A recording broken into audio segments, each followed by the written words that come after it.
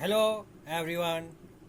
आज का टॉपिक है 1857 ईस्वी के विद्रोह के कारण।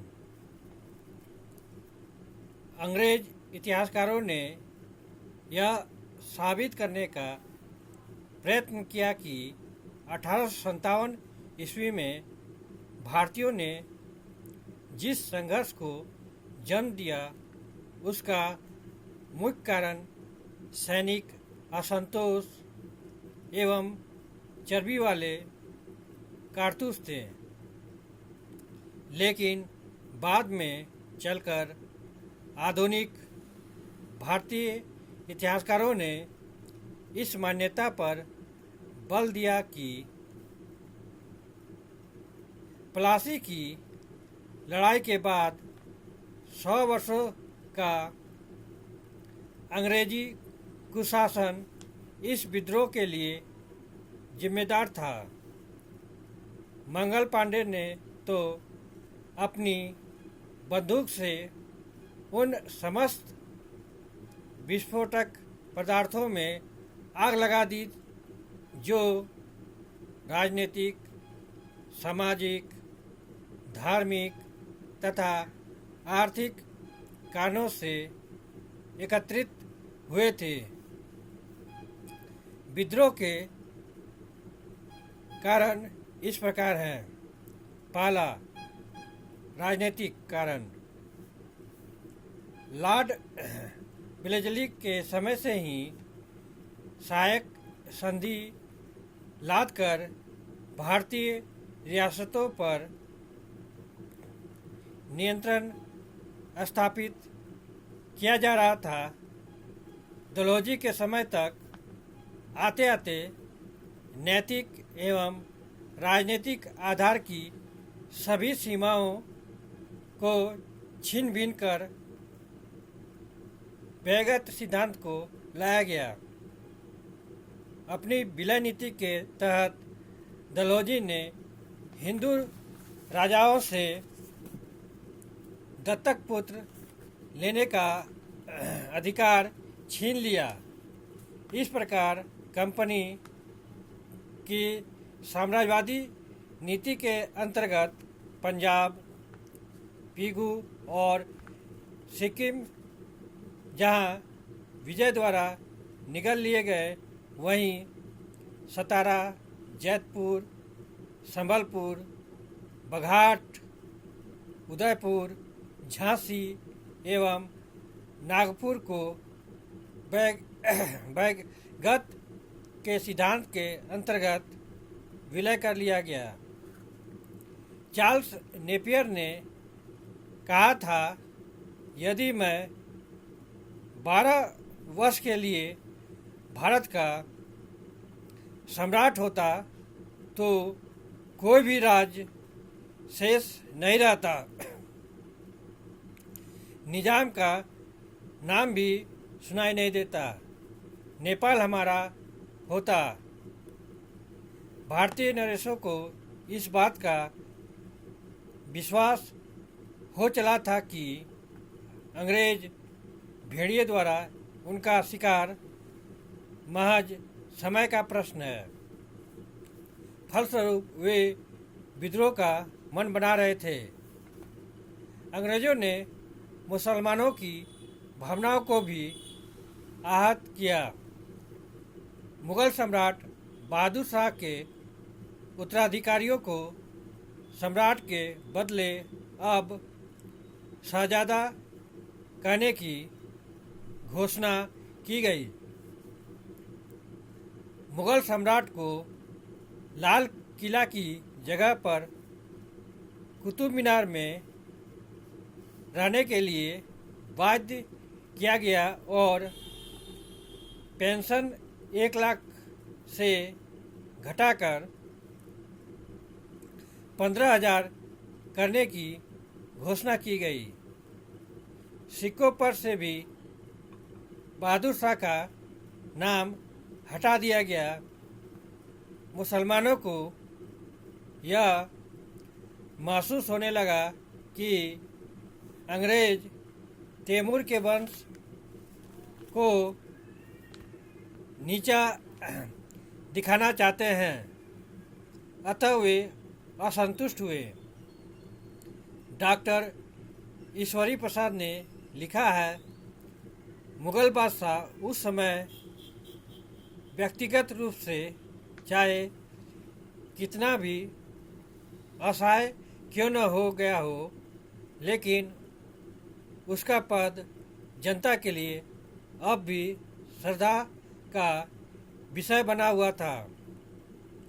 बादशाह की उपाधि छीन लेने, लाल किले से उन्हें निकालने एवं उनके साथ दुर्व्यवहार करने से जनता में अंग्रेज़ों के प्रति घृणा बढ़ती जा रही थी। अंग्रेज़ों ने भारतीय मानस के क्रोध को समझा नहीं और घृणा विलप के रूप में फूट पड़ी। पेशवा बाजीराव द्वितीय की मृत्यु के बाद उनकी पेंशन उनके उत्तराधिकारी नाना साहब को यह कहकर नहीं दी गई कि वह व्यक्तिगत तौर पर बाजीराव को दी गई थी। जागीर एवं पेंशन से वंचित नाना प्रमुख विद्रोहियों में से एक बने। अंग्रेज़ों ने अपने प्रति वफादार अवध के नवाब का साम्राज्य कुशासन का आरोप लगाकर विलय कर लिया।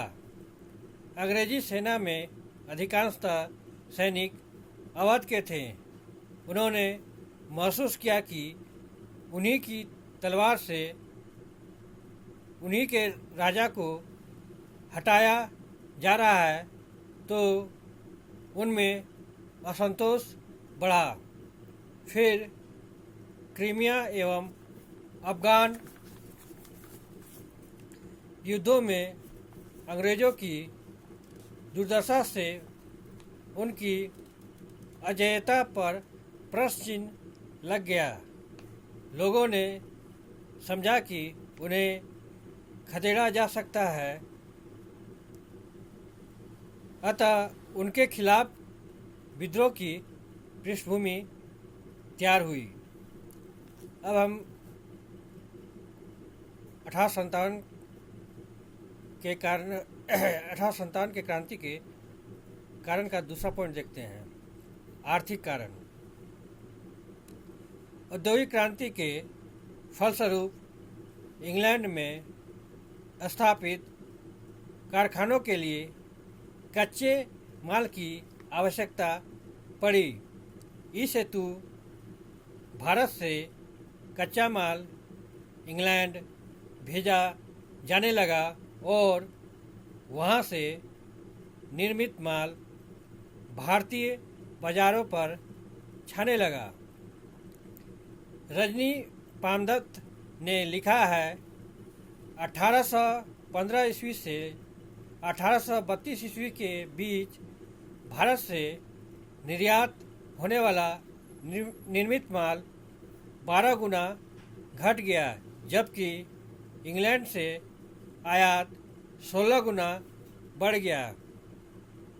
कार्ल मार्क्स ने 1853 में लिखा, यह अंग्रेज घुसपैठिया था जिसने भारतीय लूम को तोड़ दिया, चरखे का नाश कर दिया और ऐसा मोड़ ला दिया जिसके फलस्वरूप सूती कपड़ों की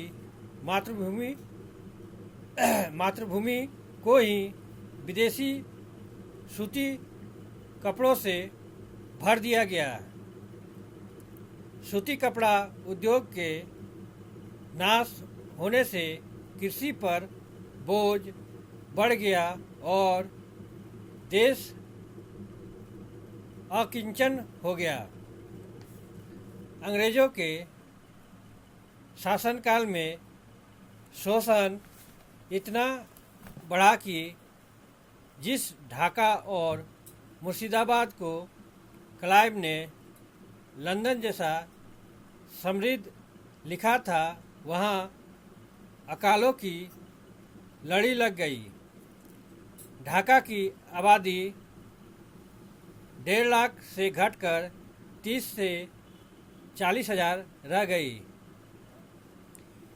चार्ल्स ट्रेवेलियन ने 1840 में स्थिति के अवलोकन के बाद लिखा था, ढाका जो एक समृद्ध नगर था, एक छोटा सा कस्बा मात्र रह गया। अस्थायी भूव्यवस्था ने ऐसे वर्ग को जन्म दिया जो जमीन के मालिक थे, लेकिन जमीन जोतते नहीं थे। इस प्रकार शोषण की एक नई प्रक्रिया शुरू हुई। कच्चे माल के निर्यात एवं उद्योग धंधों के नष्ट होने से अधिकांश मजदूर खेती पर आश्रित हो गए। अब चूँकि समूचा अनाज ढो ढो कर इंग्लैंड जा रहा था, अतः 90% किसानों को 2 वक्त की रोटी भी नसीब नहीं हो पा रही थी। अकाल बार बार पड़ने लगे। जॉर्ज थॉमसन ने लिखा था, जो देश संसार के अनाज का गोदाम कहा जाता था, वहाँ की भूमि पर अन्न उपजाने के बदले भारी संख्या में मुर्दे गाड़े जा रहे हैं। अगर विश्वास न हो तो मेरे साथ बंगाल प्रेसिडेंसी के उत्तर पश्चिमी प्रांतों में चलिए, जहां मैं कुछ ही महीनों के अंदर मरे हुए लोगों की 5 लाख खोपड़ियाँ दिखला दूंगा। 1857 के पूर्व 7 अकालों में 15 लाख लोग भूख से तड़प कर मर गए। विदेशी कर्ज भी बढ़ता गया। Professor RC. मजुमदार ने लिखा है, 1792 ईस्वी में जो ऋण 70 लाख पाउंड था, वही 1857-58 में बढ़कर 6.9 करोड़ हो गया। इनाम तथा पुरस्कार की जमीनों की जब्ती भी जनता के असंतोष को बढ़ा रही थी। इस प्रकार हम देखते हैं कि आर्थिक शोषण बहुत बढ़ गया था और ऐसी स्थिति में विद्रोह का फूटना स्वाभाविक ही था। तीसरा कारण, सामाजिक कारण। अंग्रेजों द्वारा सती प्रथा को बंद करना, विधवा विवाह की आज्ञा देना भारतीयों को खराब लगा। आज भले ही हम उन्हें सुधार मानते हैं, लेकिन तत्कालीन रूढ़िवादी समाज ने इसे बुरा माना। अंग्रेजों ने गोद लेने की प्रथा खत्म कर हिंदू उत्तराधिकारी कानून को चुनौती दी। भारतीयों को बर्बर, काला एवं सुअर की संज्ञा से विभूषित किया गया। इससे भारतीयों के मन में क्षोभ हुआ। इसके अतिरिक्त शिकार पर जाते समय अंग्रेज पदाधिकारी एवं यूरोपीय सैनिक रास्ते में भारतीय स्त्रियों के साथ बलात्कार करते थे। यूरोपीय जूरियां जो इसकी सुनवाई करती थी, प्रायः इन लोगों को थोड़ा बहुत अर्थदंड देकर छोड़ देती थी। इससे भारतीय बहुत क्रुद्ध थे। राजनीतिक एवं सॉरी राजनीतिक एवं शारीरिक उत्पीड़न कई बार सहना संभव हो जाता है, लेकिन धार्मिक उत्पीड़न उन्माद बढ़ा देती है। कंपनी के अध्यक्ष मेंगलस ने हाउस ऑफ कॉमन्स में कहा था, देवयोग से भारत का यह विस्तृत साम्राज्य ब्रिटेन को मिला है ताकि ईसाई धर्म की पताका भारत के एक छोर से दूसरे छोर तक फहरा सके। प्रत्येक व्यक्ति को शीघ्र समस्त भारतीयों को ईसाई बनाने के महान कार्य में लग जाना चाहिए। अंग्रेजों ने इस हेतु यह भी घोषित कर दिया कि धर्म परिवर्तन के बावजूद पैतृक संपत्ति सुरक्षित रहेगी। अंग्रेज राम मोहम्मद को खुलेआम गाली देते और ईसाई बनने के लिए लोगों को मजबूर करने लगे। लोगों ने तो यहाँ तक कहा कि रेलों को धर्म भ्रष्ट करने का तरीका एवं शिक्षा संस्थाओं को धर्म प्रचार का साधन करना शुरू किया। प्रतिक्रिया बढ़ी, जिसने विद्रोह को जन्म दिया। अगला कारण देखते हैं, चौथा, प्रशासनिक एवं सैनिक कारण। प्रशासन में भारतीयों की स्थिति बहुत खराब थी। भारतीयों को सबसे ऊंचा पद सदर अमीन का मिल सकता था, जिसे 500 रुपये मिलते थे, जबकि सेना में कोई भी भारतीय सूबेदार के ऊपर पद नहीं पा सकता था, जिसे 60 या 70 रुपये मिलते थे। मुनरो ने 1817 ईस्वी में लिखा था, विदेशी विजेताओं ने भारत पर बहुत अत्याचार किए हैं, लेकिन उनमें से किसी ने भी भारतीयों को इतना है एवं अयोग्य नहीं समझा जितना कि अंग्रेज मानते हैं। बंगाल की सेना में 60% सैनिक अवध के राजपूत, ब्राह्मण आदि थे।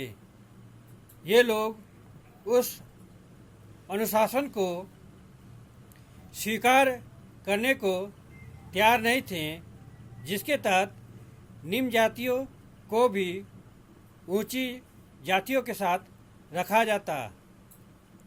सैनिक समुद्र पार सेवा करने के लिए भी खिलाफ थे, क्योंकि इससे धर्मभ्रष्ट एवं जाति बहिष्कृत होने का खतरा था। अंग्रेजों ने कड़ाई की तो वे विद्रोह को तैयार हो गए।